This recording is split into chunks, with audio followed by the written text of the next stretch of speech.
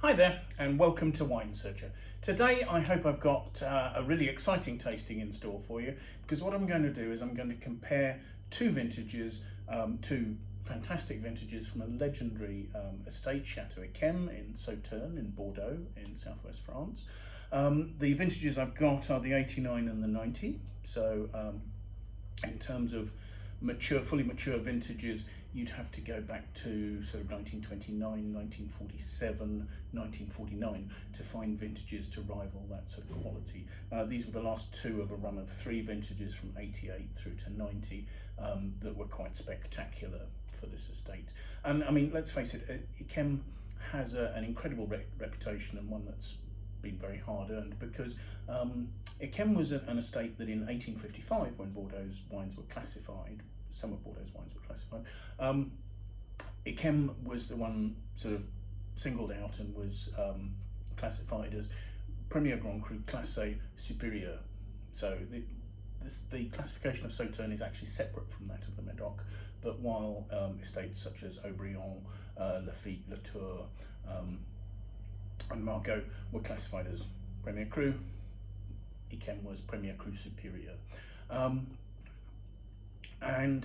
It's an estate that was, at this stage, and at the stage it was classified, was in the hands of the Lus family, who had had the estate since 1785,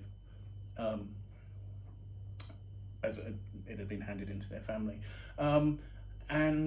These particular wines, one of the high points of the stewardship of this chateau by Comte Alexandre de Lus, and Alexandre is a wonderfully important figure in the recent period for the development of Sauternes. A man who took over the running of his family estate, yquem, in 1968, guided it through some really quite difficult times for Sauternes, and maintained it in that preeminent position within its appellation. He eventually retired in 2004. He'd been running the estate since 1996 for Louis Vuitton Moet Hennessy, who had bought the estate from his family. But at this stage, it was entirely in the family's stewardship. So these are two of the best vintages from that period. Why is yquem so preeminent? Well, some of it is its fantastic location. It's a large, over 100 hectare, I believe, property on a hillside in the centre of the Sauternes appellation, and they have quite a number of different soil types, sort of from clay through to sandy soils, and that enables them to produce high quality wines in a variety of different climatic and weather situations. The reputation that the Comte Alexandre has been for sort of completely uncompromising with regard to quality.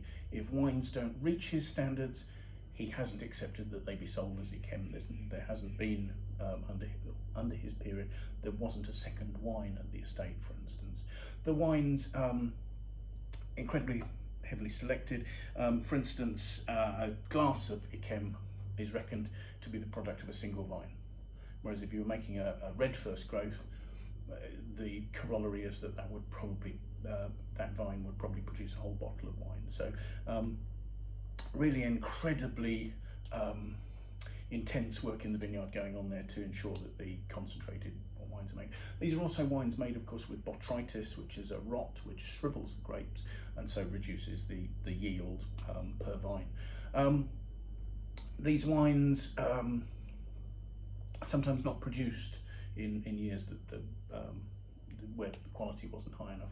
They then age. They're fermented and aged in new French oak barrels, entirely 100% new French oak, so expensive way of doing that.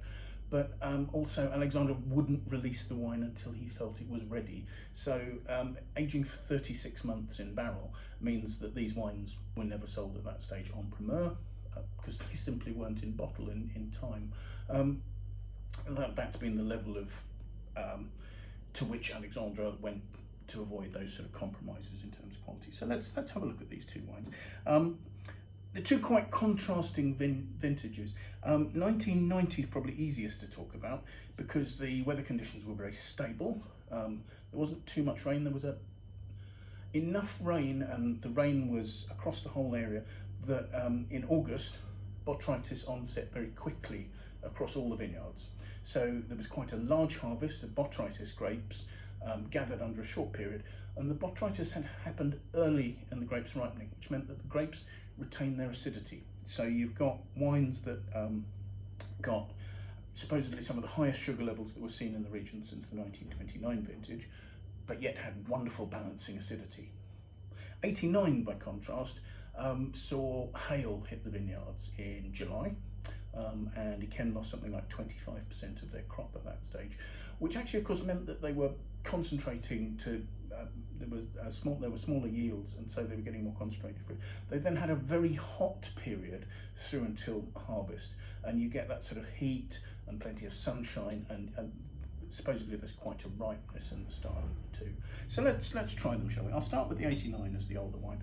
If you look at it, it has a, let's say, a burnished gold colour there, almost touching towards the tawny, maybe not quite. If you smell it, the aromas are initially quite restrained. There's a slight sort of polished wax table note to it. As you look deeper, actually, there's quite a rich figgy note, sort of dried fruit, maybe a touch of raisin or dried apricot. Tasting it,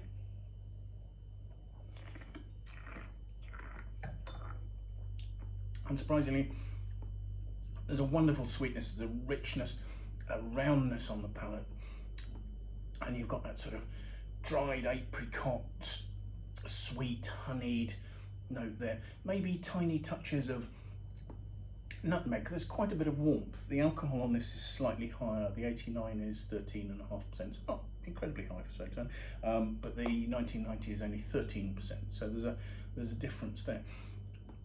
I can taste the warmth and richness of the alcohol slightly more than I can taste the acidity, which is actually starting to cut in right at the finish and giving a lovely freshness, so that the finish doesn't finish cloying, although it's very sweet.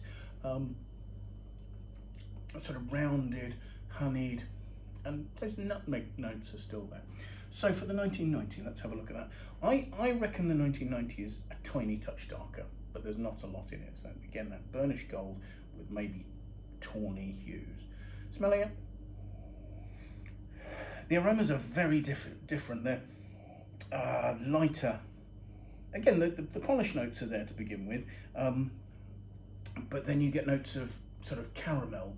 There are more high-toned orange flower notes, and then you're starting to get sort of candied peel and marmalade notes coming in there. So greater complexity, more open the nose for the 90. So a taste there.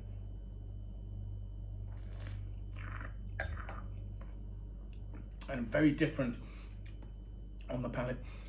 I mean, again, very sweet, but as expected, the acidity there is fresh. There's a lemony, mandarin, citrus note coming through there. Again, sort of honeyed. You've got that sort of slight apricot-y touch, not quite so much dried apricot. There's some sort of really fresh, juicy apricot and mandarin notes there. The freshness carries on right the way through to the end. Almost hints of spice, nutmeg there. Not as broad, not as fat, more sort of linear. I mean, the 89 had quite a long finish. This is much longer, more lively. Again, I'm getting, actually the caramel notes are coming back now at the end, but it's a clean caramel, not a sort of a burnt sugar caramel. And that's absolutely delicious. Myself, I think my preference is for the 90, but I could see arguments either way. I mean, I think the 90 is more widely available, and as a result, perhaps slightly cheaper. I think 89 there was less produced. I mean, both spectacular wines. I mean, both wonderful concentration, complexity, and a long finish. But yes, if you get the chance, Chateau yquem, the preeminent of the Sauternes, and yeah, very much justified. Thanks very much. Cheers, everybody.